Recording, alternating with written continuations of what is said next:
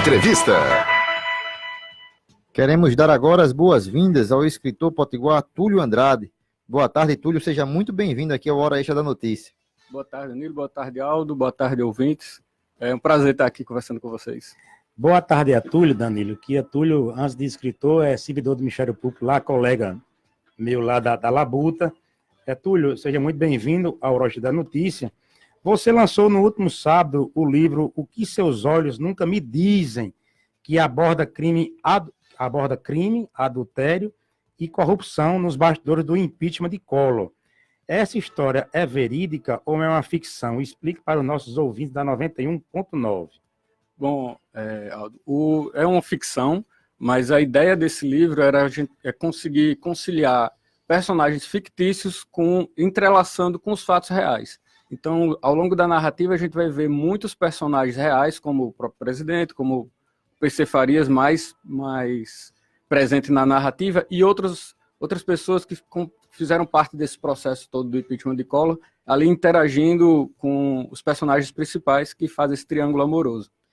E por que você escolheu o impeachment de Collor para ilustrar essa história, Túlio? Bom, assim, em 92, assim, eu era muito pequeno, então para mim foi o primeiro momento histórico que eu presenciei, que eu tenho lembrança, que foi tão icônico. E hoje em dia, os últimos anos que a gente tem vivido, a pauta da política, da corrupção tem sido presente. A gente viu hoje aqui notícias de Lava Jato, de operações da Polícia Federal.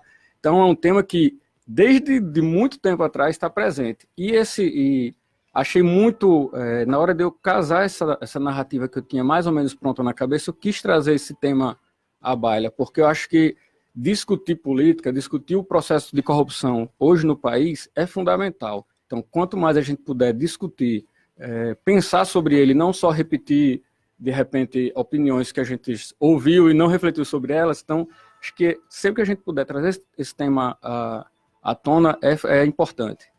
E a história conta uma relação de adultério entre quais personagens, e sem querer dar spoiler, quais as consequências dessa relação? Como eu disse, sim, são três personagens principais, um marido, a esposa, e um cantor de bar.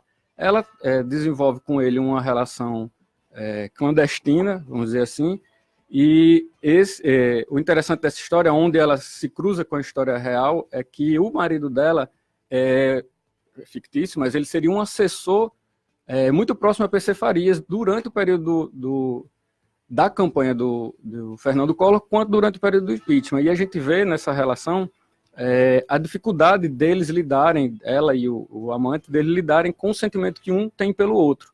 Então, assim, o livro tem basicamente esses dois focos. A gente discutir o ponto político e a gente discutir as relações de um casal que parece que não consegue descobrir o sentimento real que tem um pelo outro.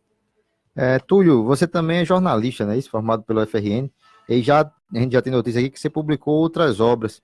Dá um resumo aí da gente dos outros trabalhos, rapidamente, quais as histórias que eles contam. Certo, vou resumir. Eu tenho mais 4 livros lançados. Esse é o primeiro romance, mas já teve 4 livros lançados, 2 infantis. Um, inclusive, em 2007, recebeu o 2º lugar no Prêmio Nacional Monteiro Lobato, de livro infantil. E tenho 2 novelas curtinhas. Uma fala sobre se chama Morte Absoluta, saiu também por essa mesma editora, Multifoco, que fala sobre uma realidade, não vou dizer apocalíptica, mas é um grande jornalista que, de repente, ele acorda um dia e descobre que ele foi apagado da existência. E aí a gente discute todas as questões filosóficas por trás disso. E o outro é um livro chamado Perto do Chão, que eu lancei em 2015, que esse é bem nossa terra, assim. Ele reconta a história da invasão do bando de Lampião em Mossoró sob a perspectiva de uma vítima. Então, desconstruindo todas aquelas ideias de, por exemplo, como Jararaca, muitos anos foi visto como herói, ele desconstrói essa Túlio, rapidinho também, como é que funciona o processo de criação, assim, de criatividade, de inspiração, de onde é que você tira as ideias? Eu sempre tive essa curiosidade de perguntar aos grandes autores, né? Também gosto de ler demais. Como é que surgem essas ideias, a inspiração para escrever essas histórias? Na verdade, eu gosto de tentar trazer um pouco do que eu vivencio, do que eu vejo, assim, deixar de forma mais real. Assim, eu me inspiro em pessoas reais, em casos que aconteceram comigo, e aí eu crio uma ficção com base nessa essência. E aí, assim, nesse livro, por exemplo, teve todo esse processo, mas teve um processo muito longo, de quase 5 anos de pesquisa. Porque, como eu falei, em 92 eu era muito jovem, não vivenciei de uma forma tão madura aquele momento histórico. Então eu tive que pesquisar muito jornal, revista, muitos livros para ler, para entender o processo e poder retratar ele no livro. E Túlio, você por trabalhar na comunicação do Ministério Público, essa parte de corrupção que você disse que realmente está desde 92 que vem, isso ajudou você a ter essa facilidade com esse tema sobre a questão do impeachment de Collor? Ajudou um bocado, porque quando eu fui trabalhar lá no Ministério Público, a gente passou a lidar, pela natureza do serviço, com muitos casos de operações, de casos de corrupção que a gente via aqui local, e você começa a perceber que a forma como a corrupção se dá no país é quase que padrão ali. Assim, você sempre tem grandes grupos econômicos fortes, subvertendo, corrompendo pessoas que estão no poder hoje para se beneficiar. E quem só se dá mal nesse processo é o povo que está lá embaixo e às vezes não consegue ter a percepção do que está acontecendo. Por isso que eu sempre digo que esse tema ele tem que ser pautado diariamente. Lembrando a pergunta que você fez, por isso que eu quis retratar esse momento do impeachment de Collor, para deixar, porque foi um ponto que todo mundo reconhece, bem notório. Então, discutir corrupção na política brasileira, eu acho que é fundamental. Verdade. Túlio, nós estamos entrevistando aqui Túlio Andrade, ele é autor do livro O que os seus olhos nunca me dizem. Ia perguntar exatamente onde é que o pessoal pode encontrar o livro. O livro foi lançado semana passada, não é isso? Isso. Onde é que o pessoal pode comprar, quanto custa?